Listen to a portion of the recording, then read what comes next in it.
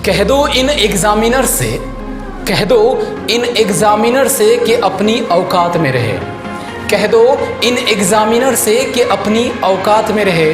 हम सस्ते पेनों से नहीं महंगे पेनों से लिखा करते हैं।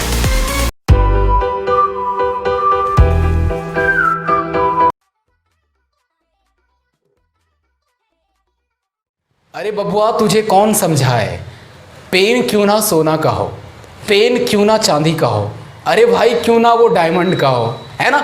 अगर उसमें रिफिल ना हो तो कोई काम का नहीं, ठीक है ना। इसी तरह से आप क्यों ना कितनों भी पढ़ लो, आप क्यों ना कितनों भी बोल लो, आपके अच्छे मार्क्स नहीं आएंगे।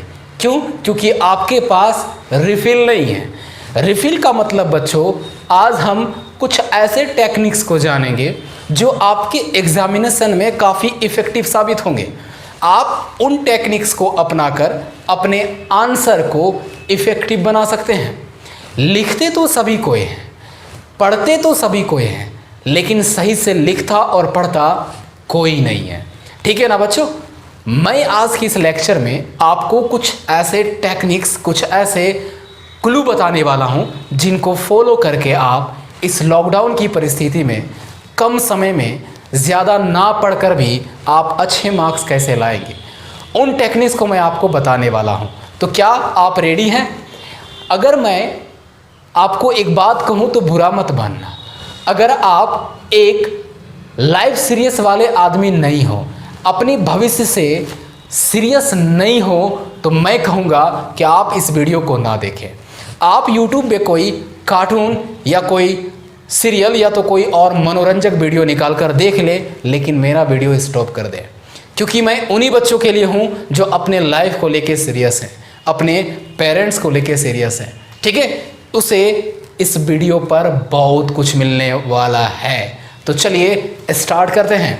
प्यारे बच्चों, आज के इस वीडियो लेक्चर में मैं आप लोगों को बताने वाला हूँ कि आप एक इफ़ेक्टिव आंसर कैसे लिखें।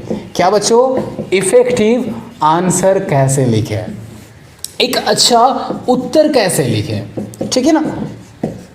देखो बच्चों, हम पढ़ तो लेते हैं, पूरे क्वेश्चंस को याद कर लेते हैं, पेज नंबर 21 में इतना, चैप्टर नंबर इतना, पूरे पेज को रट लिए, लेकिन क्या इससे कोई फ़ायदा है?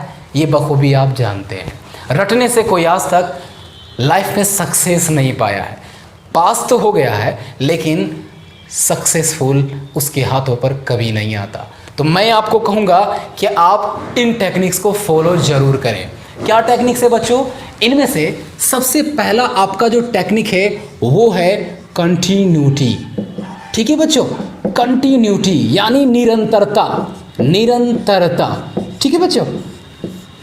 निरंतरता यानी कंटिन्यूटी का मतलब क्या हुआ कि आप कभी सही, थोड़े पहले दिन में थोड़े ही सही, लेकिन आप इस पढ़ाई को कंटिन्यू रखें।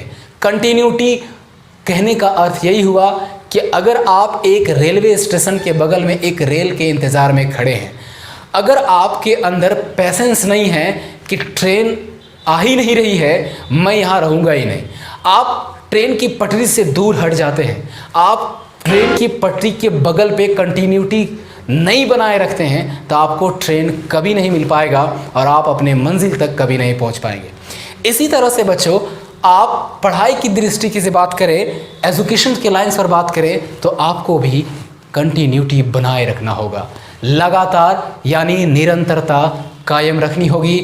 यदि आप निरंतरता बनाए रखते हैं तो आप अचीवमेंट्स को बड़े ही पुरजोर तरीके से पाएंगे, ठीक है। तो पहला टेक्निक्स हमारा हो गया कंटिन्यूटी यानी निरंतरता बनाए रखना, यानी आप अपने पढ़ाई को लगातार बनाए रखेंगे। आप कभी भी अपने पेशेंस को, अपने अंदर की जो ज्वाला है यानी एक्साइटमेंट जो है बच्चों, आप उसे कभी कम नहीं होने देंगे, क्योंकि आप पढ़ने वाले बच्चे हो, इसलिए आप इस वीडियो को देख रहे हो। नहीं तो मैंने आपको शुरू में कहा कि आप किसी मनोरंजक वीडियो को निकाल कर देख लें, ठीक है ना। तो चलिए पहला टॉपिक, पहला टेक्निक हमारा हो गया कंटिन्यूटी। ठीक है बच्चों, अब दूसरा मैं आपको बताता हूं कि आप जब एग्जामिनेशन में बैठे हो, आपको क्वेश्चन मिल चुका है ना, तो कुछ तो है ना करते रहते हैं, कुछ दुआएं पढ़ते रहती हैं, कोई हनुमान चालीसा पढ़ता रहता है ना, तो कुछ अलग अलग सारे ऐसे टोटके अपना कर, है ना, कोई मीठे सामान खा कर जाता है ना, क्योंकि एग्ज़ाम अच्छा जाए, है ना। तो बच्चों मैं कहूँ कि जब आप एग्जामिनेशन में बैठे हों, जब आपको क्वेश्चन मिल जाता है, ठीक है ना, आंसर शीट तो मिलता ही पहले, उसमें भरना होता है ना। तो जब आपको क्वेश्चंस मिल जाए तो पहले आप ना उस क्वेश्चंस का टॉपिक जाने, ठीक है। टॉपिक कहने का अर्थ कि क्वेश्चन में पूछा क्या गया है। कुछ बच्चे ऐसे हैं बच्चों, कुछ बच्चे, है ना, सभी बच्चों की तो बात नहीं करते हैं। मेरा एक दोस्त था, मैं उसको देखता तो हैरान रह जाता, क्यों? क्योंकि वो जब भी एग्ज़ाम में लिखता, आंसर पहले लिखता, एग्जामिनेशन सेंटर से बाहर आने के बाद क्वेश्चन को पढ़ता, है ना। वो क्या करता, आंसर पहले लिखता, क्वेश्चंस को बाद में पढ़ता, है ना, और फेल करता। बोलता कि मेरा रूल है, मेरी टेक्निक है, मैं अपनाऊं जो हो जाए। लेकिन क्या वो टेक्निक सही था कि पहले आंसर लिखें बाद में क्वेश्चन पढ़े? नहीं। मेरा कहने का अर्थ ये हुआ कि जब आपको क्वेश्चंस मिल जाते हों तो आप सबसे पहले उन क्वेश्चंस के बारे में पढ़ो, क्वेश्चंस को सही से पढ़ो। कुछ बच्चे क्या करते हैं कि क्वेश्चन कहता कुछ है और एग्ज़ाम में लिख के वो कुछ और आ जाते हैं, ठीक है ना। हम उन्हीं बातों को सबसे पहले पकड़ेंगे, थोड़ा धैर्य रखकर, थोड़ा पैसेंस रखकर धीरे धीरे पढ़ना है क्वेश्चंस को और समझना है कि क्वेश्चंस कह क्या रहा है ना। अब हम जान गए कि क्वेश्चंस में टॉपिक क्या कह रहा है, ठीक है, उस क्वेश्चंस का पूछने का सेंस क्या है ना, सेंस क्या है, क्या पूछना चाहता है हमसे, इस चीज़ को जान गए। अब ये जानने के बाद आप जब आंसर शीट में जब अपना आंसर लिखें तो इस बात का ध्यान दें कि कुछ छूटे ना। क्या बच्चों? कुछ छूटे ना, यानी कुछ छूटे नहीं। आप जानते हैं कि क्वेश्चन पूछा क्या है। अब ये जानने के बाद आप इस चीज़ को ध्यान रखेंगे आंसर लिखते समय कि कुछ छूटे नहीं, है ना। जान तो गए कि क्वेश्चन में क्या क्या रहा है, लेकिन आप लिखते लिखते उन चीज़ों को छोड़ गए जो लिखना था और उन चीज़ों को नहीं लिखे जो नहीं लिखना था। तो कुछ छूटना नहीं चाहिए। ये हमारा दो तरीके होंगे। अब मैं तीसरा टेक्निक्स की बात करूँ बच्चों, जो हमारा तीसरा टेक्निक्स है एक अच्छा उत्तर लिखने का, ठीक है। अच्छा उत्तर लिखने का जो तीसरा टेक्निक है, बैलेंसिंग।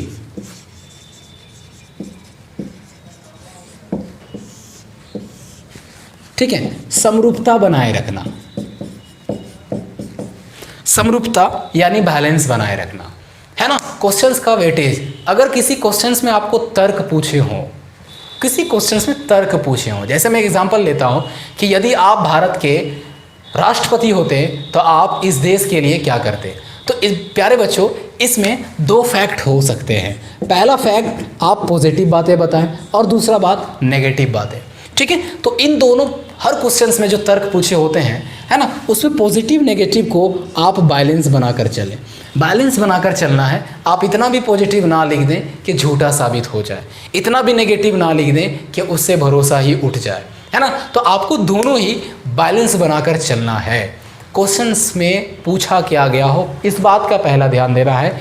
अगर बात पता चल जाए कि क्या क्वेश्चन से पूछा गया है, आप जब आंसर लिखें तो इस बात का भी ध्यान रखिए कि कुछ छूटना नहीं चाहिए, है ना। अब हम लोग दूसरा टेक्निक क्या बताया बच्चों? दूसरा टेक्निक में मैंने आपको बताया पहला टेक्निक तो कंटिन्यूटी था, दूसरा टॉपिक था। तीसरा टेक्निक बता रहे हैं बैलेंसिंग, यानी आपको क्वेश्चंस में बैलेंस बनाकर रखना है। अगर 1 मार्क्स का क्वेश्चन है तो उसके एक वर्ड में आंसर देना है या तो एक सेंटेंस में आंसर देना है। अब आप क्या कीजिएगा कि आपको बहुत सारा आता है। आपको मैं एक एग्जांपल देता हूं कि आपको क्वेश्चन पूछा है ना, what is SI unit of resistance, ठीक है बच्चों। प्रतिरोध का साइंस जब पढ़िएगा आप क्लास 10 में, और कोई बच्चे पढ़े होंगे, है ना, तो जब आप वहाँ पर देखिएगा तो वहाँ पर पूछा जाता है क्वेश्चन 1 मार्क्स का कि what is the SI unit of resistance. Resistance का SI यूनिट क्या होता है ना। तो एक बच्चा काफ़ी तेज है किस चीज़ में पता है ना, वो गलत फहमियों को पालने में बड़ा तेज है। वो जब देखा कि रेसिस्टेंस पूछा, इसको नहीं पढ़ा, वो देखा रेसिस्टेंस और उसने लिखना स्टार्ट कर दिया। Resistance is the property of a conductor to oppose the flow of the current. क्या बच्चों ये आंसर सही है? क्वेश्चन क्या कहना चाह रहा है, क्वेश्चन में पूछा क्या है, क्या रेसिस्टेंस के बारे में पूछा है, क्या रेसिस्टेंस को किसने खोजा है उसके बारे में पूछा है? नहीं। रेसिस्टेंस का क्या एसआई यूनिट होता है बच्चों? क्या इसमें ढेर सारी बातें पूरा पेज भरने का ज़रूरत है? नहीं। अगर कोई बच्चा सिर्फ ओम लिख दे, सिर्फ ओम लिख दे, है ना, तो यह आंसर सही है। अगर एक बच्चा आंसर्स में ऐसा लिखता है कि SI unit of resistance equal to ohm, है ना, रेसिस्टेंस का जो एसआई यूनिट होता है ना बच्चों, वो ओम होता है। क्या उसका आंसर गलत है? तो हमको बैलेंस बनाकर चलना होगा। जब 1 मार्क्स का क्वेश्चन पूछेगा तो हम ढेर सारा पेज भरने की ज़रूरत नहीं, पूरे रेसिस्टेंस के बारे में बताने की आवश्यकता नहीं है। जो हमसे पूछा गया है उसको लिखेंगे, एक्स्ट्रा कुछ लिखने की आवश्यकता नहीं है। ठीक है, तो चलिए हम तीसरे टेक्निक्स की बात कर चुके हैं। अब जो हमारा चौथा टेक्निक्स है बच्चों, यानी जो फोर्थ टेक्निक है एक इफेक्टिव आंसर लिखने का, वो है, ये हो गया 3 टेक्निक्स। अब फोर्थ टेक्निक की बात करें तो वो है लैंग्वेज। ठीक है, लिंग्विस्टिक पावर यानी भाषा। प्यारे बच्चों, कहने का मतलब मेरा ये है कि जब आप एक आंसर लिखें बुकलेट में, आंसर सीट में, जब आप आंसर को लिखें तो आप अपने भाषा को भी तो ध्यान में दीजिएगा कि आप किस भाषा को किस तरह से इस्तेमाल कर रहे हैं। अगर सीबीएसई वाले हों, है ना, अगर वो देवनागरी में लिखते हैं या इंग्लिश में लिखते हैं, तो सबसे पहले आपको इस बात का ध्यान होना चाहिए कि हम भाषा को किस तरह से प्रयोग कर रहे हैं। ठीक है ना, यानी आपका भाषा मीनिंगफुल होना चाहिए बच्चों। क्या होना चाहिए बच्चों? मीनिंगफुल होना चाहिए। ठीक है, यानी जो भी आप भाषा का यूज़ करें वो सार्थक हो, यानी उसका कोई अर्थ हो, अर्थ के साथ हो।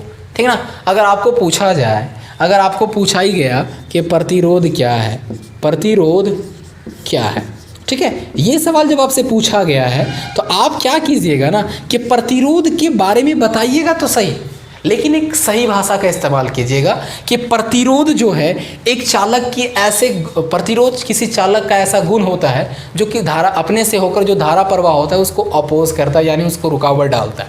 ठीक है ना, अपोज करना, ये होता है प्रतिरोध का। अब सही ढंग से इसको सजा कर लिखेंगे।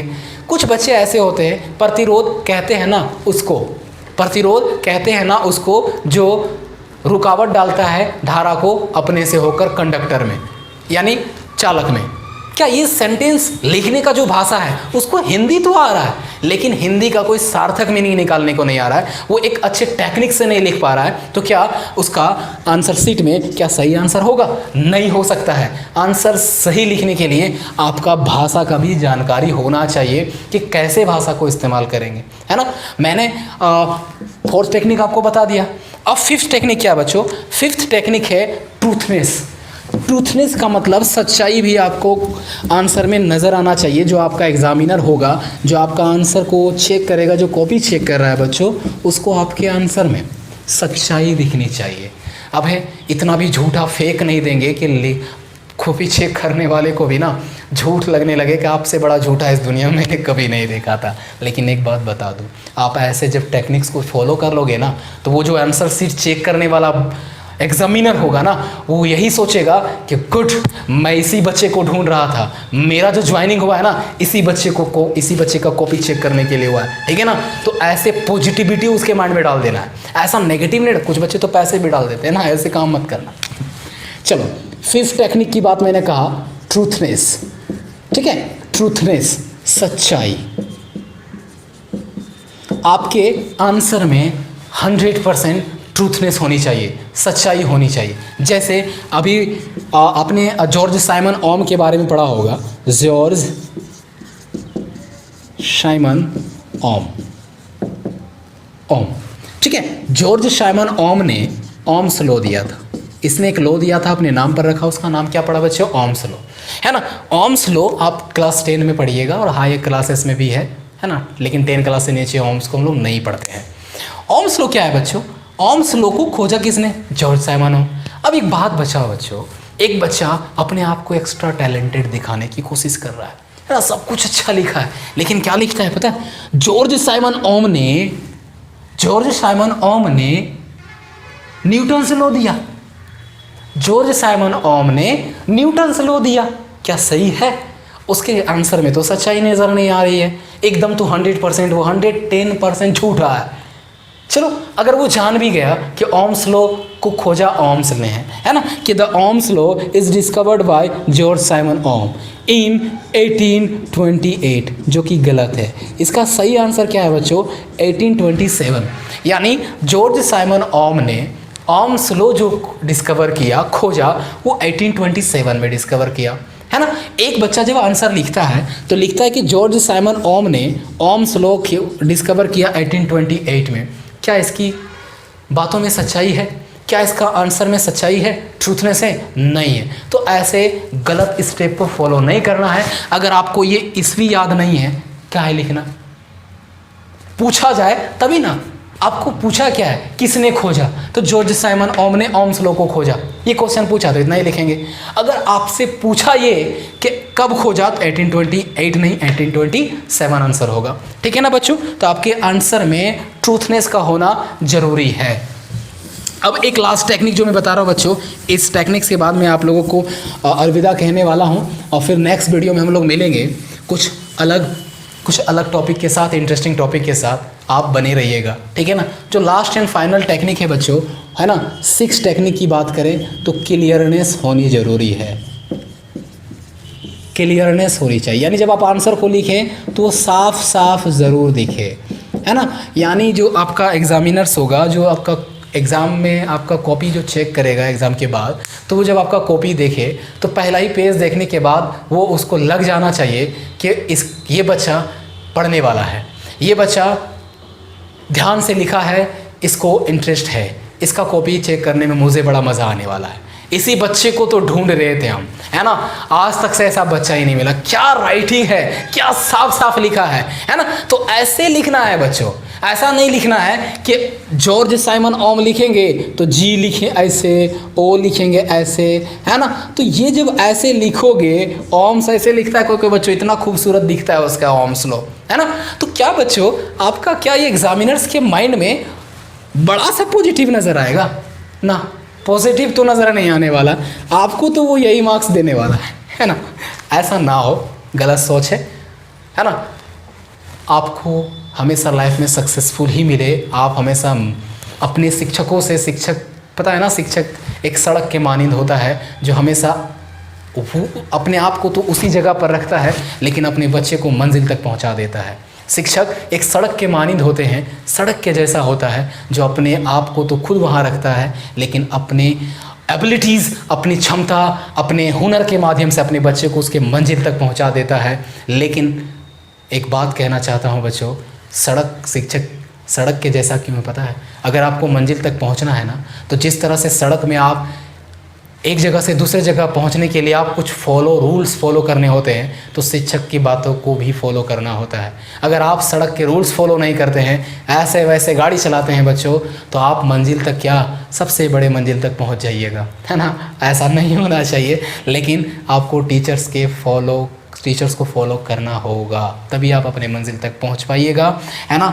और जब आप आंसर सीट में आंसर को लिखें तो आप इस बात का भी ध्यान दें कि आपका आंसर में क्लियरनेस होना ज़रूरी है ना। इस तरह से ओम्स को ना लिखें ताकि जो कॉपी चेकर होगा, जो कॉपी चेक कर रहा है उसके माइंड में आपका पहला ही पेज से नेगेटिव उसके माइंड में चले जाए। और जो आप उधर अच्छा भी लिखे होंगे ना, तो पता नहीं उसका दिल क्या, घर से लड़ के आया होगा, है ना, बीवी उसकी बड़ी लड़ी होगी, झगड़ी होगी, रोटी सही से बना के दी नहीं होगी नाश्ता में, आपके पूरा का पूरा गुस्सा आपका कॉपी में उतार दे। लेकिन आप उसके गुस्से को कंट्रोल कर सकते हैं कैसे? इन्हीं सारे टेक्निक्स को अपनाकर, ठीक है ना बच्चों। तो क्लियरनेस होना ज़रूरी है। आंसर सीट में आप अपने आंसर को साफ साफ लिखें, ये टेक्निक्स भी फॉलो करना है। मैं एक बार फिर से रिवीजन कर देता हूँ सभी टेक्निक्स को। मैंने सबसे पहला बताया कंटिन्यूटी। पहला टेक्निक्स क्या बताया बच्चों आप लोगों को? पहला टेक्निक्स हमारा है कंटिन्यूटी। पहला टेक्निक्स क्या है? कंटिन्यूटी यानी निरंतरता। दूसरा मैंने आपको बताया टॉपिक, ठीक है बच्चों, टॉपिक, है ना। तीसरा मैंने आप लोगों को क्या बताया? बैलेंसिंग, ठीक है, बैलेंस बना कर रखना है। चौथा टेक्निक्स आप लोगों को मैंने क्या बताया बच्चों? लैंग्वेज, लिंग्विस्टिक पावर जो होता है, लैंग्वेज आपका सही होना चाहिए। मैंने फिफ्थ आपका क्या बताया बच्चों? फिफ्थ आप लोगों को मैंने बताया ट्रूथनेस होना चाहिए। क्या होना चाहिए बच्चों? ट्रूथनेस, सच्चाई नज़र आनी चाहिए। और जो लास्ट एंड फाइनल है वो क्लियरनेस। ठीक है बच्चों, आप लोगों को लास्ट एंड फाइनल में मैंने क्या बताया? क्लियरनेस। अगर आप इन्हीं छः टेक्निकों को अपनाते हैं अपने एग्जामिनेशन में एक इफेक्टिव आंसर लिखने के लिए, तो आप अपने आप को अच्छे मंजिल पर पाओगे, अच्छे मार्क्स पाओगे, है ना। तो इन्हीं इसको नोट करना चाहेंगे तो आप नोट कर ले बच्चों। तो इसी बात को मैं कहते हुए अलविदा कहता हूँ। आगे की वीडियो में मिलूँगा। तो अभी तक से अगर आप सब्सक्राइब नहीं किए हो तो मेरे वीडियो को सब्सक्राइब कर दें, लाइक कर दें और अपने सभी मित्रों को शेयर करें, ताकि वो भी इन टेक्निक्स को फॉलो करके अपने आप को एक अच्छे जगह पर पाए, अच्छे मार्क्स ला पाए। कम समय में ज़्यादा ना पढ़कर अच्छे मार्क्स लाना, है ना, इन्हीं 6 टेक्निक के साथ। ठीक है, मैं अजहर अलविदा चाहता हूँ। नमस्कार दोस्तों।